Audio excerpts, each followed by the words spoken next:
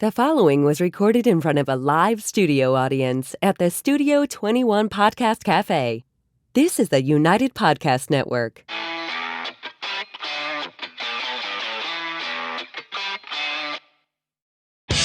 Welcome to Tell Us Why, a podcast for the financial freedom community. If you're looking to succeed in your quest for financial freedom, make sure you join us every week as we, along with our guests, discuss different stories of success, how they were achieved, and how you can do the same. And of course, we ask them to tell us why. Here are your hosts, Jack and Mike. Welcome to the Tell Us Why podcast. I'm your host, Jack Darrable, here alongside my co-host, Mr. Michael Ketchen. What's up? A lot of ideas flowing in that intro. Yes. We'll update later. But today we're talking about debt. As part of our financial freedom series, Ramsey believes that as long as you have one red cent of debt, credit cards, student loans, car payments, mortgages, medical bills, you name it, you can never be financially free. So the guy, hold on a second. The guy who has a multi-million-dollar empire selling financial freedom goods is telling you that debt is bad. None of it's on debt. Yeah. It's Ramsey's, yeah. Yeah, you verified that, huh? Yeah, You've seen those I went P&Ls into and those bank financials, loans? yeah. Yeah, I bet. So he thinks that the day you take your scissors to your credit card is the beginning of your financial salvation. Does he have it right? Oh, I don't know. I bet you can't take where we... Are you going to make it? Are we going to make I'm not it? Okay. stroking out. All right. Bet you can't figure out where we stand on this one, is what I was trying to say. And real estate, really well. Newsflash, debt is kind of important. A little bit, but... Yeah, I mean, we're going to get into it. We're gonna break it down, and today we're going to talk about a variety of different things and why debt is good and bad. We are going to talk about good debt and bad debt. Yeah, he is right in advocating some of it. But before we give you our opinions and maybe poke some holes and some counter arguments to this all debt is bad debt and this nonsense that they teach in schools and everywhere else, which is interesting, why don't we hear who this week's episode is brought to us by? You want to do that? Let's do that. Let's do it. Are you sick of being treated like just another number by large insurance companies? Do you want a more personalized experience with somebody that you can trust? With Keith Monteith, that's exactly what you'll get. Keith is an experienced professional who can design an insurance plan tailored to fit your specific needs. With access to over 30 insurance carriers, Keith is able to shop numerous markets to find a price that works for you. So if you want an insurance agent that you can rely on and one that has your best interests at heart, then call or text Keith today on 978-241-2363. That's 978-241-2363. Keith Monty. He'll get you covered. All right. So like I was mentioning, this is part of our financial freedom series. And last episode, we talked about assets and liabilities. The problem with most people who want to get rich is that they're trying to build the Empire State Building on a 6-inch slab of concrete. They haven't gone deep. They haven't built a firm financial education to shore up their financial foundation. So to recap last week, I think it's a Kiyosaki thing. Kiyosaki. I think I mixed it up a little bit, but it's definitely a Kiyosaki thing. It makes a ton of sense, yes. But to recap last episode, what is an asset? Simple definition is something that puts money in your pocket. Imagine that. Yeah. Rich people focus on building their assets and a liability. I bet you can't figure this one out. Something that takes money out of your pocket. Yes. It's really, really complicated. Yep. But you want to recap that, or you want to move on to the debt? I think what's important, even with that, even if we're applying, to today's economy, everyone is worried about inflation. Well, what is directly tied to inflation is hard assets are going up in price. Okay, so even if we take a step back and we zoom out with what we're dealing with right now, physical assets that are usually secured with fixed debt, are going up in valuation. Therefore, the net worth of those individuals who hold said assets is increasing in real time.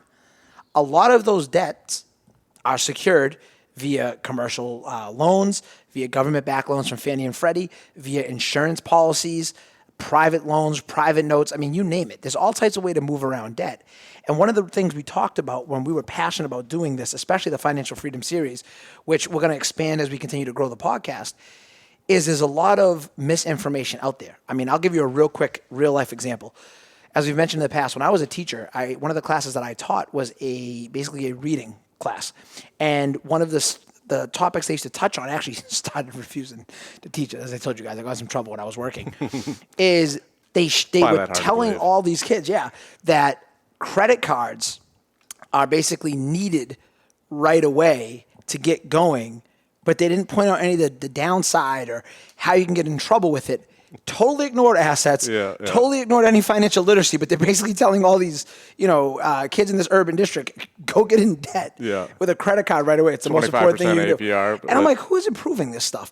And that was kind of when we started to get the itch. I wasn't even in real estate yet, and I'm going, oh my God, like there really is no financial, I didn't even know it was called financial literacy at the time, or financial comprehension is what we're trying to build. And it goes to this whole idea, and now the new buzzword for the last few years, and it's pushed by some pretty successful people in this industry, is all debt is bad debt. Like you said, Ramsey, he's built this empire off of this. Some of the other podcasts that we get into, the FIRE movement, I like the premise around budgeting. I like the premise around getting your spending under control. Things like your burn rate, basically how much you have left after your bills. We should definitely do one of these on budgeting. I feel like that is like the first step. Like even if you make $1,000 a month, you need to be putting away 10. Absolutely. 10%. Why don't you expand on that a little bit? What do you mean by that 10%? Well, I mean, I think when I left my job, I was to the point where I was putting away 50% of my disposable after-tax, not disposable, but after-tax income. It was just going into savings so that I could invest in real estate. Absolutely. That's aggressive. Yeah. But I mean, if you're making whatever, $1,000 a month, and that's all you're making, like if you make $10,000 a month the next month and you can't save it when you're making $1,000, you're still not going to be able to save when you make $10,000. Like those people that win the lottery, they lifestyle inflation. $10 million lottery winnings, they go broke 5 years later. Like I forget the guy's name, but he was like a garbage man and spent money on hookers, drugs, and stuff like that. And the guy in Atlantic City. 5 years later, he's broke working a garbage truck again. Financial literacy isn't gifted by having money. It's the only way you get financial literacy. Go back to the financial freedom is through financial literacy, and I think the first step of that is budgeting. 100%. And if you go back to the example, the quote you used from Kiyosaki about, you're trying to build the Empire State Building on a 6-inch slab. Yeah. What he means by that is if your foundation is not secure, if you don't have your budget set aside, if you're not investing extra dollars in excess cash, if you don't have an emergency fund, some people say 3 months, some people say 6 months, some people say a year, you need to get that right first. However, and I know people in my own life who are going through this right now with their high W-2 earners. They're getting whacked on taxes because, as we've touched on, and we'll do more in depth of that, through that as we go. I think our CPA is actually even going to come on for the community. Jackpot. But yeah, essentially, you're getting punished to save right now because of inflation. Do you know who's not getting punished right now? Those who hold assets. I know that during the pandemic, the two people on this stage, our net worth has gone through the roof. As much as I like to sit here and tell you how great we are, Pretty great, though. Really, Pretty great. That's one of the contributing factors is just the fact that, I mean, you're hearing it's all over the news right now. Home prices are up, material prices are up, et cetera, et cetera. Well, someone's selling the home or holding that asset that they're repositioning using debt. So why don't we give a quick overview of what's some good debt versus some bad debt? All right. Well, let's start. I have a couple of examples. I think the most basic one we can start with is probably credit card debt, since we started there anyway. Yes. So is credit card debt good debt or is that bad debt? I'm going to say it depends. It depends. It depends. Well, why don't we give an example of, because I'll give my real life example after, but what do you think? Why do you think it could be it depends? Well, I think for like the 18-year-olds building credit, like I want to get my son, he's 9. I want to get him. You can start him now. I thought so, but I think he has to be 13. I looked into it briefly like a year ago. Yep. And I didn't think I could add him to one of my credit cards. Obviously, I'm going to pay it off every single month and have but you're building his credit. Build it his credit, yes. So by the time he's 18, he can then have perfect credit and a history of credit, which is significant to the FICO score. And can I jump in right there too for an important tip at home?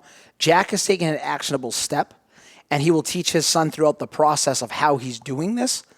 But it doesn't mean he's turning around and giving Cam, like, we're not going and downloading every Fortnite add-on overnight credit card. We're not doing that. But he's establishing that track record of credits. That's just want to be clear. I want to clarify that he's going onto a credit card you have, which starts to build his credit. So he's never going to use that credit card. Don't get me wrong. Like, he's never going to use it, but he's on my credit card that I pay off every single month. So by the time that he turns 18, I thought it was 13, so but he'll have 5 years of exceptional credit, great credit, perfect credit by the time he turns 18. Which is a huge leg up. It's a huge advantage. It is. It is a huge advantage. And it's not something, my parents didn't do it for me, not to call you out, Mom and Dad, but... but he did. but screw you. No. Wow. But That's your missus. so, I mean, it's just something Banging that you can the do that, like, it's not taught. Like, Yep. it's financial literacy that just people don't have. Yep. So I'm going to do that for my son to give him the best possible advantage. Like, I'm not spoiling him in any way. Yep. I'm just giving him the tools necessary to financially succeed. And of course, along the way, I'm teaching him every single thing that I know, whether he likes it or not, financial literacy wise. Mm-hmm. But then on the inverse side, going back to credit cards, like if you're 18 years old and you're opening a credit card, which I did actually, I got screwed. I went to a Red Sox game and opened a credit card. Didn't think anything of it. Like every time I got something in the mail, I just threw it away. What I didn't realize was there was just I got really screwed on this one. Yeah.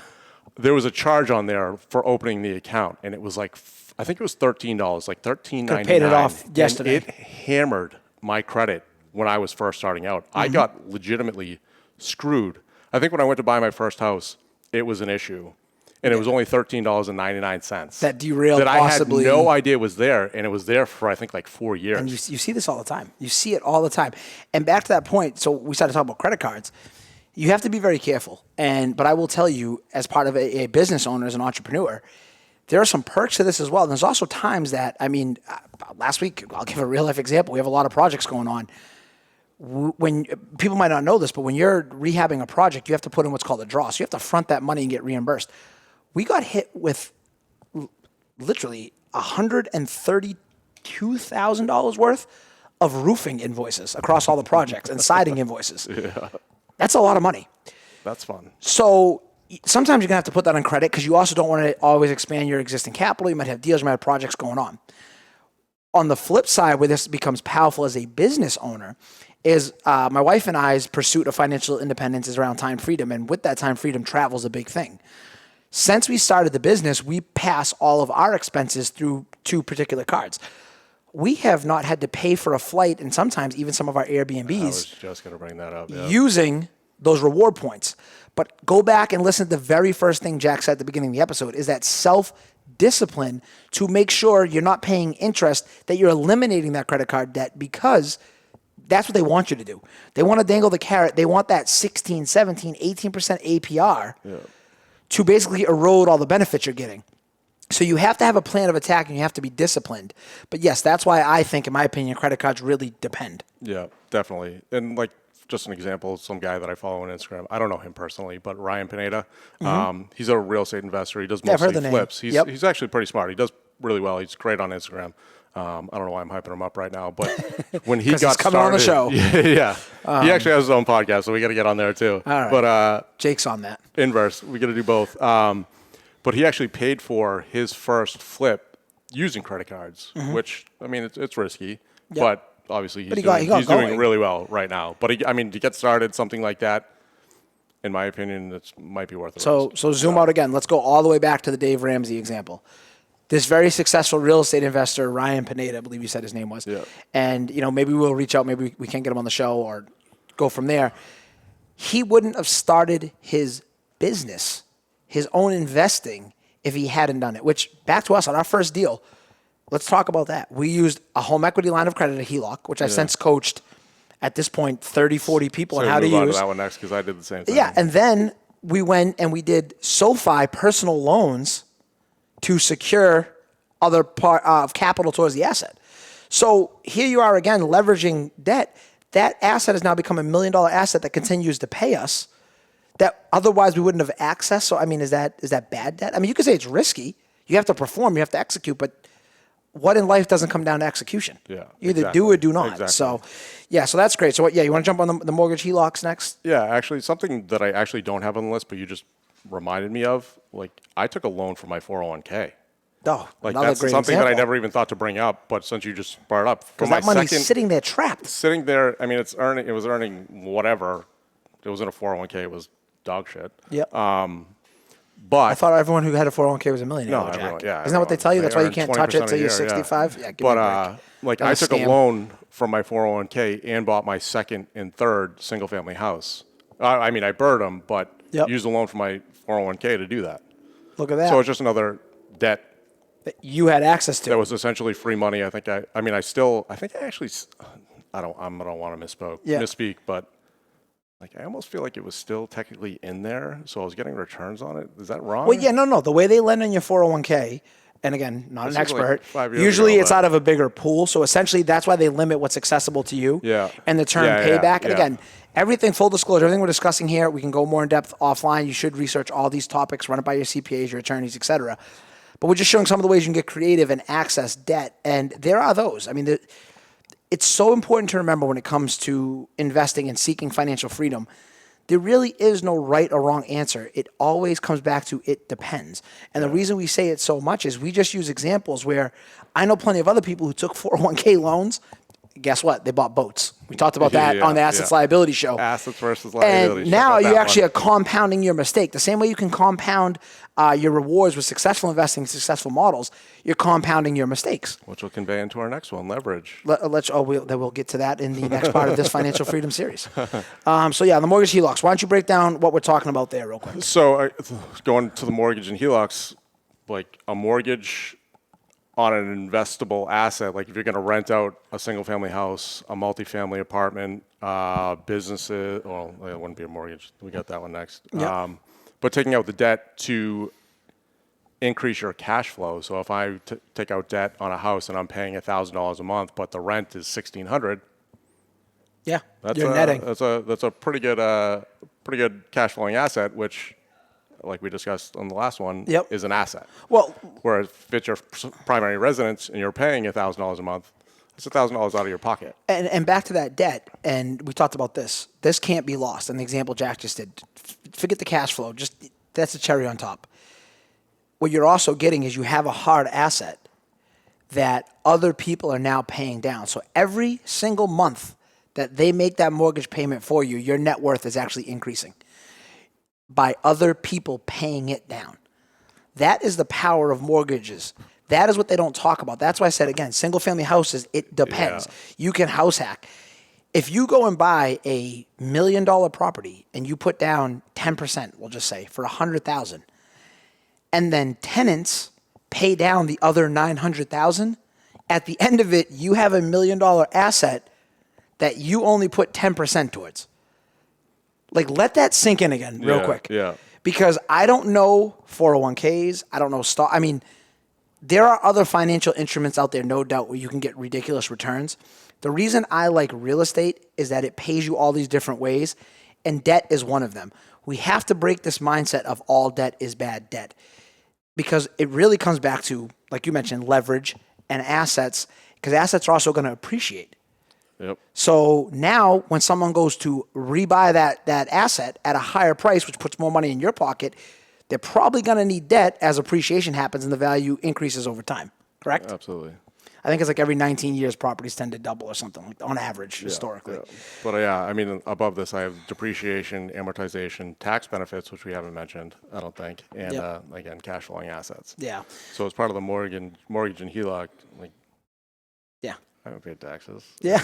since I became a financial real estate professional. So great incentives. So yeah. I mean, it's not. I'm not doing anything devious. Like when you're creating using the tax when you're code. creating assets, like even small businesses are incentivized to create jobs. I know everybody likes to pick on Bezos, but he's created 800,000 jobs across? I probably think it's even more than that, because when you zoom out, take a step back, it's not even just the jobs Amazon makes. It's that when an Amazon shipping center goes somewhere, well, how many pizza shops are going in? How many apartment buildings? How many coffee shops? That's what people don't realize about entrepreneurship is the power of how it compounds in an area, that it can literally transform a market. Yeah. That's the whole point of entrepreneurship. That's the whole point of the free market. And, getting in depth on that, but that's a great example right there. I see you got here another really good example of bad debt. Why don't you touch on that one? So bad debt, really everything on this list could be bad debt, but one is like payday loans. You think a payday loan is a... Wow. That is an example of bad debt. Why don't you break down what a payday loan is? Well, basically it's where say you get paid on Friday, it's Monday and your rent's due. It's the end of the month and rent's due tomorrow. You can't pay that rent. you're going to need to get a payday loan. Again, that's just bad financial education, financial literacy. What are the interest rates usually on those? I don't even know. Do you know? I think they're usually north of like 30% a day. Yeah, I mean, Like, it's insane. absolutely ridiculous. So it's like micro loans. We should get into that space. But well, you just decided to it's go back highly to risky. Yeah. Well, yeah. What were you saying from around a the first lender thing you did? perspective, But I mean, you're paying tremendous amounts of excessive juice. Amounts of And back to the very first thing you said at the beginning of the episode, if you're budgeting correctly and you're not living above your means, should you really ever be in a position where you need a payday loan? Negative. And I know we're big on accountability here, and people don't want to hear it. And I get that, things happen, this happens. Well, guess what? I said it on episode 1. Anybody who knows me say it all the time, hope is not a fucking plan. We are planning right now. The advice we're giving you, the actionable steps, you can all do that. Tonight, tomorrow, whenever you listen to this episode, bust out your budget, look at how much you got coming in, look at how much you got going out. Find areas to cut. If you do not have at least 3, I prefer 3 months. I think more than that, it's too much cash. Some people say 6 months, some people say a year. 6 months is a financial 6 months reserves. Baseline. If you don't have that, then you need to stop what you're doing. You need to basically get your housing under control, your car under control, your cell phone, whatever it is. And you need to start putting aside money. And I'm going to address one other thing before I even get flack for this, because this annoys the hell out of me. If you're a young person starting out in the working world, you are not entitled to your own apartment. You do not need a 1-bedroom or a studio. Guess what? Get roommates. Live in a 3-bedroom. Get creative. Rent a room. House hack. Find a way to get savings. I don't get this sense of entitlement. Like, I've never understood it. Yeah. And Matt Hitchcock, who we had way back on episode 4, and he'll be visiting us again here soon. He talks about it all the time. It's getting that cost of living under control. Well, it's your biggest expense on a monthly basis, Again, without a doubt. Housing a car, 51%. Unless you're really horrible at finances, your housing expense should be your biggest expense on a monthly basis. And the people who go for payday loans, the people who get, you'll see the other ones, car title loans, all these things. The reason they're there, it's not that there's pariahs making money on them. That's a transaction. Those things only exist because there's customers walking in the door to make them exist. If no one goes there, they're closing up shop. If you're in that position, go back and look at the steps that led up to it. Again, don't focus on results. Focus on processes, both positive and negatively. Get that under control. I've told my own story. Guy, I'm practicing what I preach. I literally was awful at this. My wife took control of the finances, and it took off like rocket fuel, which is like another thing that made me think, man, wow, how are we doing this? And then it transformed into all this, and I became so passionate about it because I realized this is what we should be teaching. This is what we need to be learning. This is what we need to understand to move forward.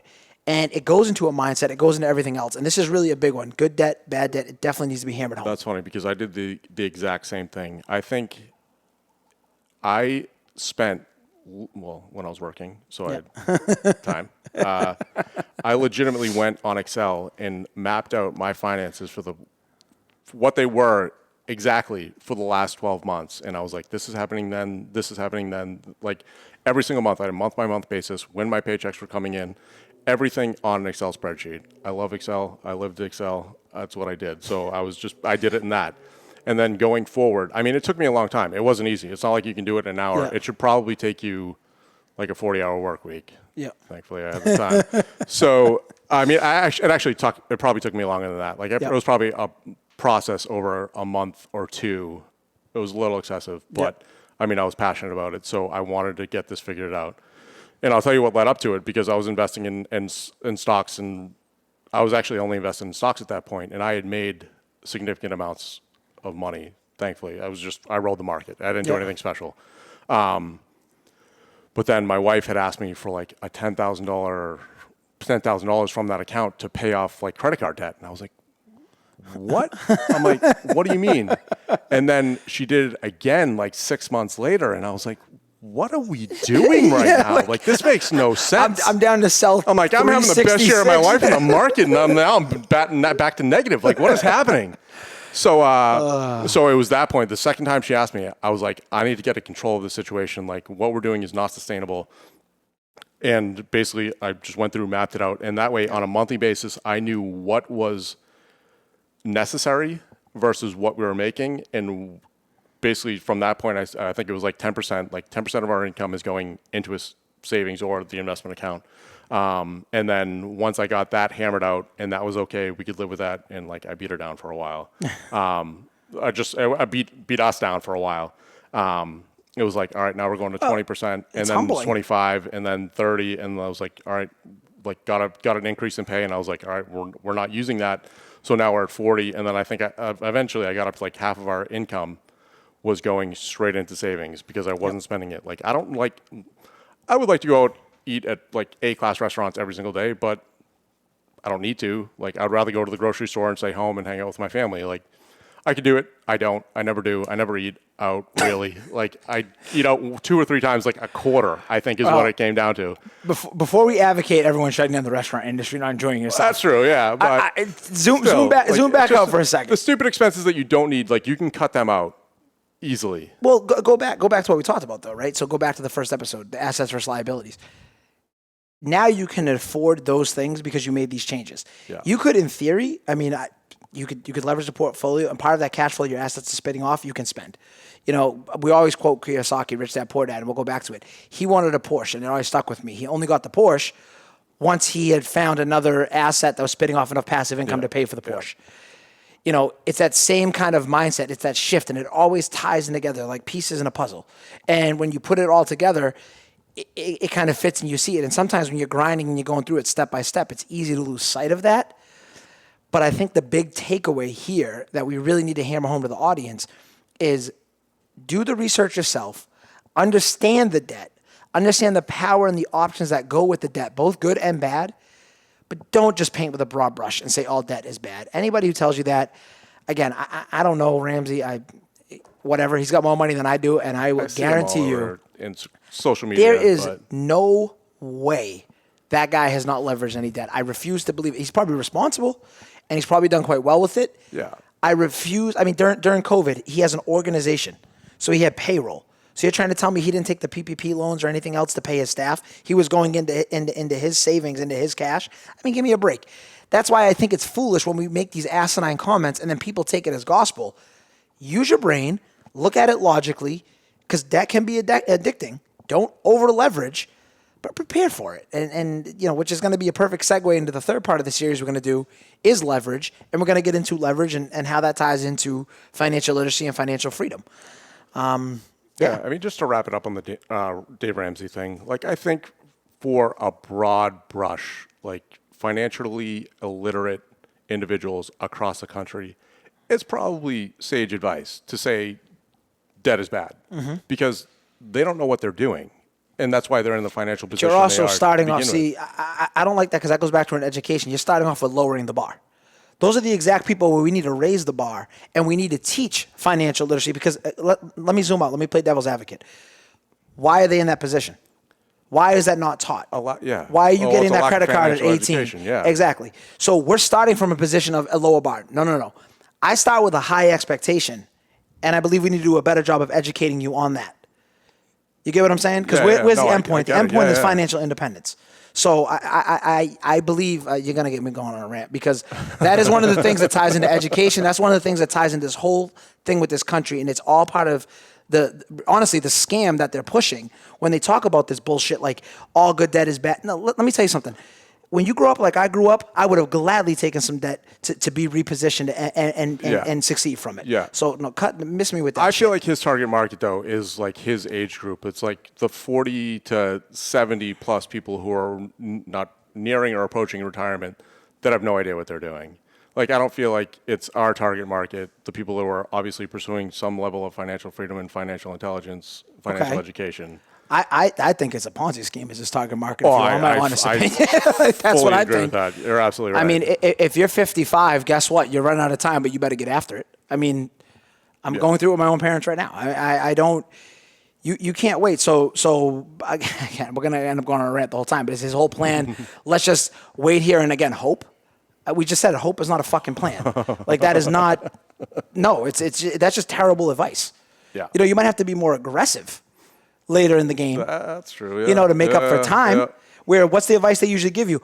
Oh, you're late. I'm 55. I can't risk a shot. Bullshit. So what's your alternative? What you're already doing? No. Yeah. $100K in a 401K at 65 isn't getting you anywhere. It's not. Okay? What you need to do is you need to get creative. You need to get after it. You need to change your mindset. Stop being a victim and get the shit done. So that's my opinion on good debt, bad debt. I like it. All right, so leverage in the next Financial Freedom Series episode. My favorite, yes. Can't wait. All right. That'll be next. And where can people connect with us in the meantime? Everywhere. You can follow us on social media on YouTube, Facebook, Instagram, LinkedIn, Twitter, basically everywhere. All the links are in the description below. And if you're new and just listening for the first time, make sure you head over and subscribe to our YouTube channel. All right, even better, if you're around, want to join us at the Studio 21 Podcast Cafe in Salem. We record every Wednesday. Come on down. All right, and for the quote of the week, we're going to go with Kiyosaki again, as part of the Financial Freedom Series. Good debt is a powerful tool, but bad debt can kill you. And that's it for today. Be sure to join us on next week's episode. And until next week, bet on yourself.